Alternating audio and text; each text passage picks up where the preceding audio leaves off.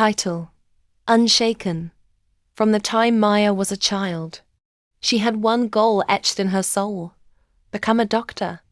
Not for the prestige, but for the memory of her father, who passed away from a preventable illness in a remote village when no doctors came. Every biology textbook she devoured, every volunteer shift at the local clinic, and every late-night study session wasn't just preparation, it was purpose. But the path wasn't merciful. In her final year of university, her mother was diagnosed with cancer. Suddenly, lectures and labs were replaced with hospital waiting rooms. Her grades slipped. She missed her first medical school interview because her mom had an emergency surgery that same day. People told her to take a break. You can apply next year. Some whispered she might not be cut out for it.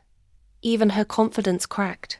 She began to believe them, that something inside her didn't let her quit. She studied at her mother's bedside, taking notes by dim hospital lights. When her mom slept, she reviewed case studies. When her mom wept, she held her and whispered, "I'll be the doctor you needed." She failed her first entrance exam, then the second. But on the third try, after years of juggling grief, financial struggles, and self-doubt, she passed. The first day of medical school, she walked in late, breathless and sleep-deprived from her job at the night shift. Her shoes were worn out, but her eyes held fire. And she made it through.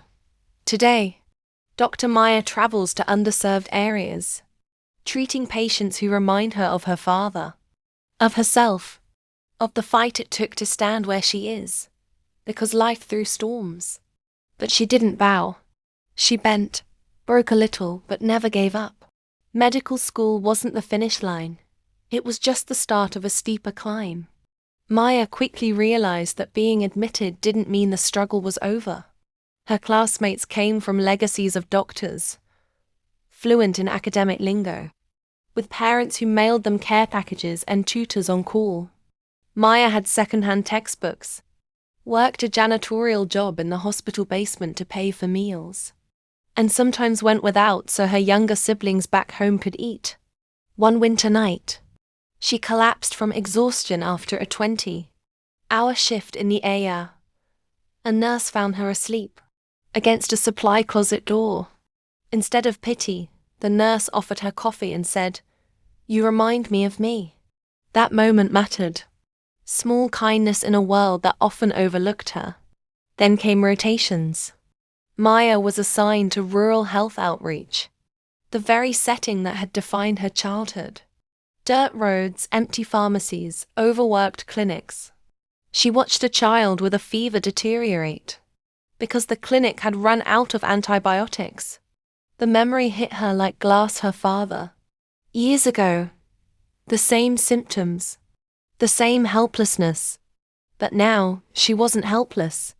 She made a silent vow that night. No one in her care would die because of neglect.